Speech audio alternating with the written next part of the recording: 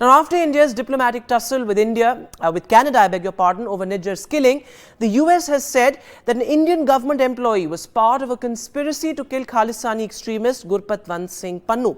Well, Delhi's response has been rather guarded but firm. Now, going ahead, both sides, now close diplomatic partners, India and the US, are looking to take this ahead with sensitivity to each other's concerns and also a larger cooperation. But the big question, can India navigate this diplomatic tightrope? Here's a report. A number of us have raised this directly with the Indian government in past weeks. The government announced today that it was conducting an investigation, and that's good and appropriate, and we look forward to seeing the results. India remains a strategic partner, and we're going to continue to work to improve and strengthen that strategic partnership with India. At the same time, we take this very seriously. United States responding to the bombshell from the nation's Justice Department, accusing an Indian official of being involved in a murder plot to eliminate a Sikh separatist on US soil. Earlier, distancing itself from allegations of a link to an attempted extrajudicial killing, India said it has already formed a high-level committee looking into US inputs on organized criminals, gun runners and terrorists. This is a matter of concern. We have said, and let me reiterate, that this is also contrary to government policy. The US Attorney's Office in New York and the Justice Department has alleged that an Indian national named Nikhil Gupta, now being held in the Czech Republic, was recruited to eliminate a Sikh extremist on US soil. An Indian official, described as a senior field officer, allegedly directed the reported plot. The hitman, allegedly hired to carry out the job, was in fact a US undercover police officer. And the intermediary through whom the hitman was hired turned out to be a US government source.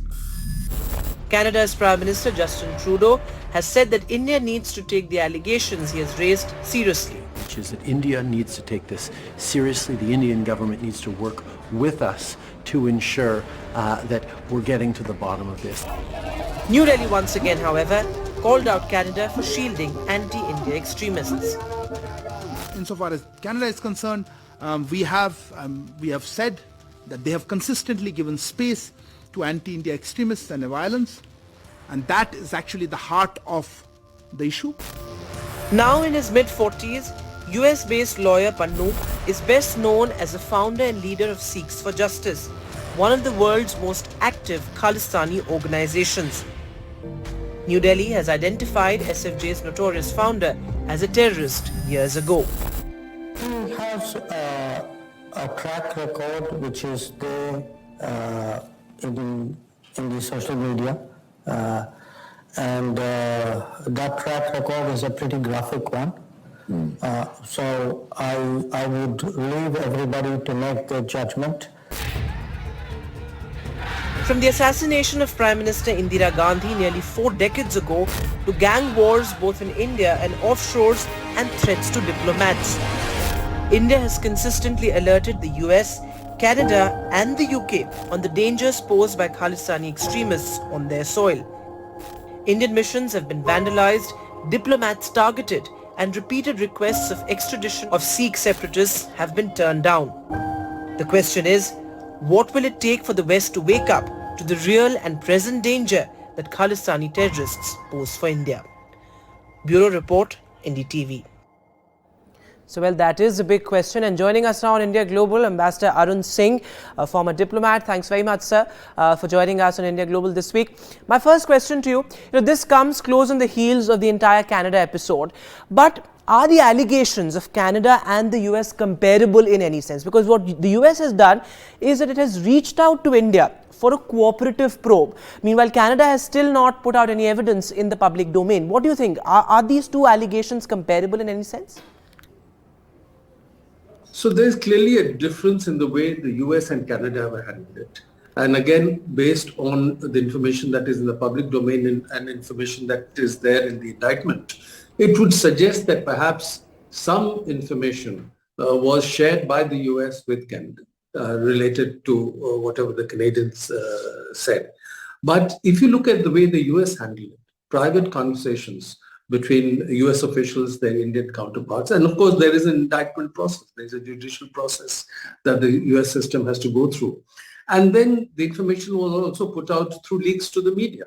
You know, the first major leak related to how the US was handling it came out in Financial Times, not even a US paper. And later, of course, the US papers picked it up. So they handled it more discreetly and looking at effort to get collaboration, putting it through official channels. Whereas the Canadian Prime Minister, without, again, according to reports in the public domain, without really sharing anything with India, goes public with a major statement in front of the Canadian Parliament.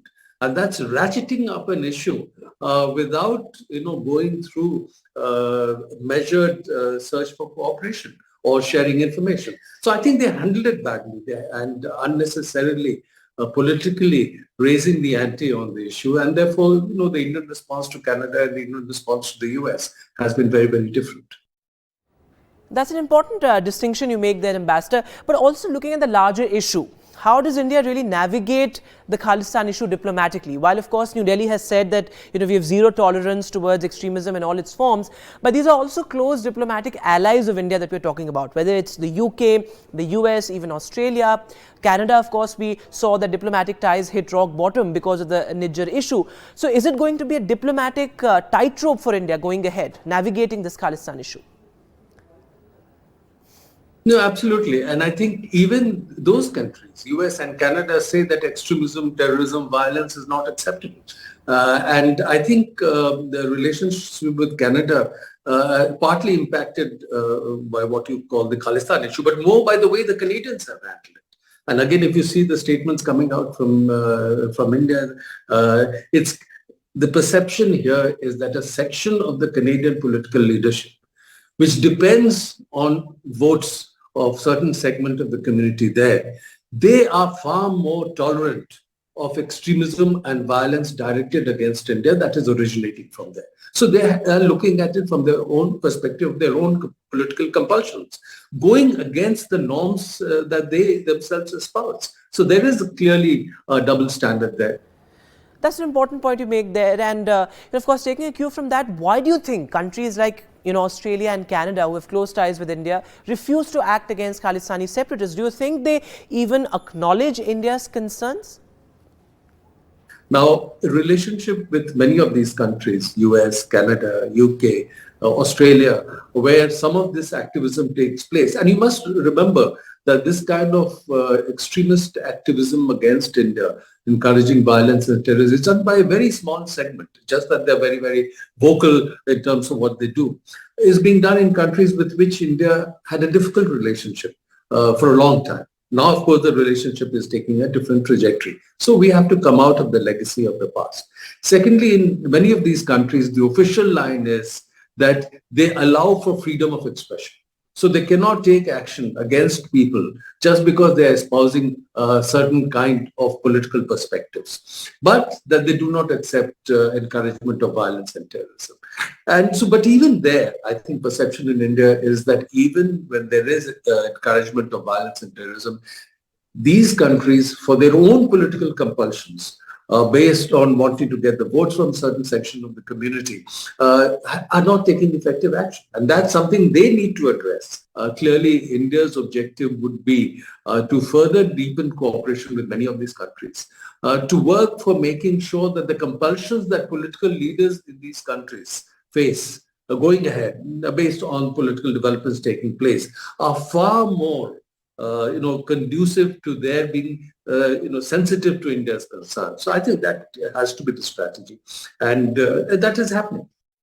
Absolutely. And, India has faced the brunt of terrorism enough. And India has said that terrorism in all its forms is condemnable.